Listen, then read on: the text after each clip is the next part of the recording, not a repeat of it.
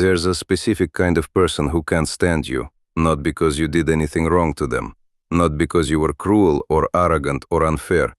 They resent you for something much simpler and much harder to fix. You refuse to be small.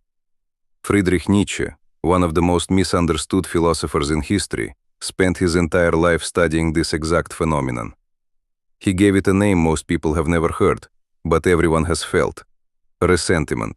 Today, I'm going to walk you through 7 behaviors that quietly make weak people hate you, even when you've done nothing wrong. Each one comes straight from Nietzsche's philosophy, and each one is something you're probably doing right now without realizing it. But this isn't a video about being hated.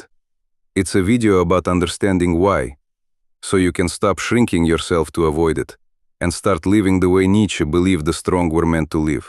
Stay until the end, because behavior number 1 is the one almost nobody talks about, and it might be the reason people you've never even wronged secretly can't stand you. Before we get into the list, you need to understand something. Nietzsche didn't write about strength and weakness as an academic exercise. He lived it. Born in 1844 in a small Prussian town, Nietzsche was a sickly, hypersensitive child who lost his father before he turned 5. He grew up surrounded by women, his mother, his sister, his grandmother, in a house of quiet, rigid piety. By every account, he should have become exactly what was expected of him: a modest, obedient, unremarkable man of faith. He saw a civilization that had built its entire moral system on guilt, self-denial, and the suppression of instinct. And he asked a question almost nobody had the courage to ask. What if the moral values we call good were actually invented by the weak to control the strong? He was mocked, ignored. His most important books sold only a handful of copies while he was alive. He lived most of his adult life in physical agony, crushing migraines, near blindness, a body that betrayed him constantly, writing alone in rented rooms across Switzerland and Italy, with almost no friends, no wife, no stable income. And yet, isolated and dismissed, he produced some of the most psychologically precise writing about human behavior ever put on paper. He wasn't trying to be liked, he was trying to be honest. And that's exactly the tension we're going to explore today, because the same thing that made people uncomfortable around Nietzsche is the same thing that makes people uncomfortable around you. By the end of his life, his mind collapsed. He spent his final decade in silence, cared for by his sister.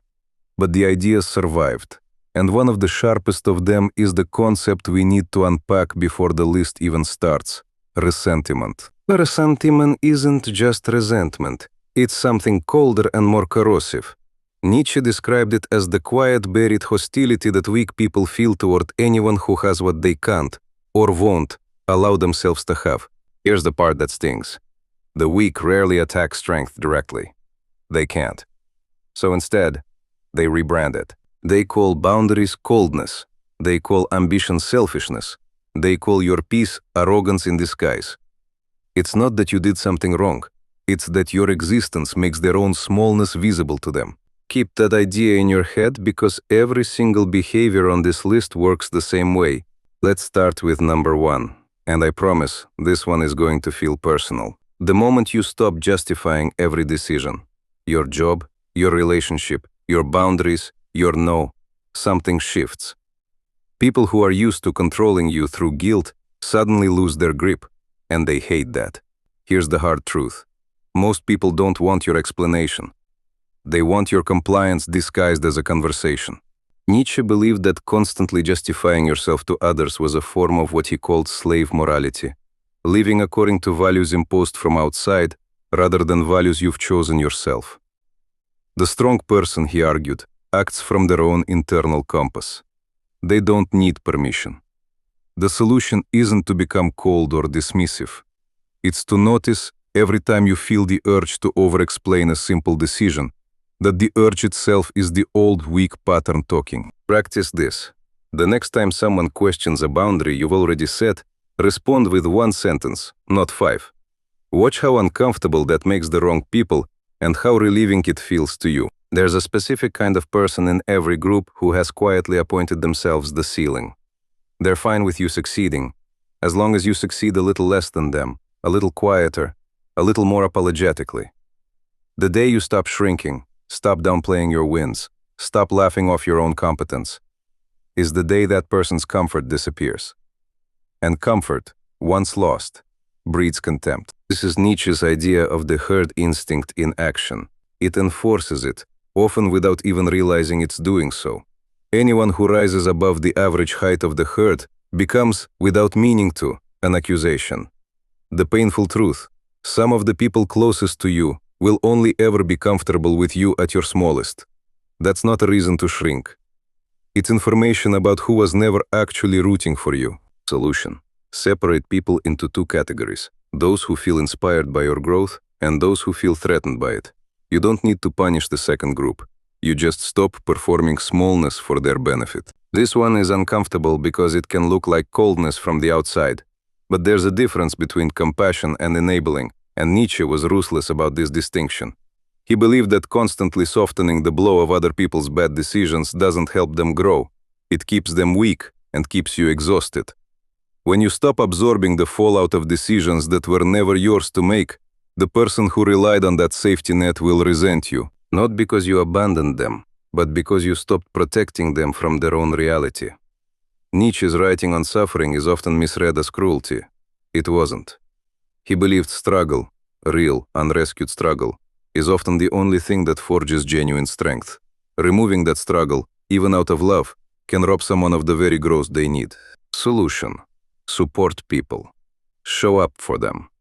But stop being the shock absorber for choices you warned them about. Let consequences do their job. Here's what almost nobody tells you. You don't get to choose whether people misread your strength as arrogance, your peace as coldness, your boundaries as cruelty. That reaction was never in your control, and chasing their approval is a battle you cannot win, because the moment you win it, you'll have shrunk yourself back into the very smallness that made them comfortable in the first place. Every day you spend trying to be liked by people who only tolerated your smaller self is a day you spend further from who you actually are. Nietzsche didn't have decades to waste on that trade. His body was failing him from his 30s on. He knew, better than almost anyone, that time spent performing for an audience that will never truly see you is time you don't get back. You don't have that time either. Nobody does. So what do you actually do with all of this? Nietzsche's answer wasn't bitterness, and it wasn't isolation. It was a concept he called Amor, Fati, the love of one's fate. Not resignation, not everything happens for a reason. Something much more demanding. The willingness to say yes to your whole life. The parts that were hard, the relationships that ended because you grew, the people who couldn't come with you. And mean it. You're not becoming this way to hurt anyone. You're becoming this way because the alternative, staying small so that everyone around you stays comfortable, is a slower kind of suffering than anything on this list. The people who truly love you will not resent your growth. They'll meet you inside it. And the ones who can't, that was never really about you to begin with. If this helped you see something differently, subscribe. I break down one philosopher's ideas like this every week, translated into things you can actually use in your real life. And tell me in the comments, which one of these 7 hit the hardest for you? I'll see you in the next one.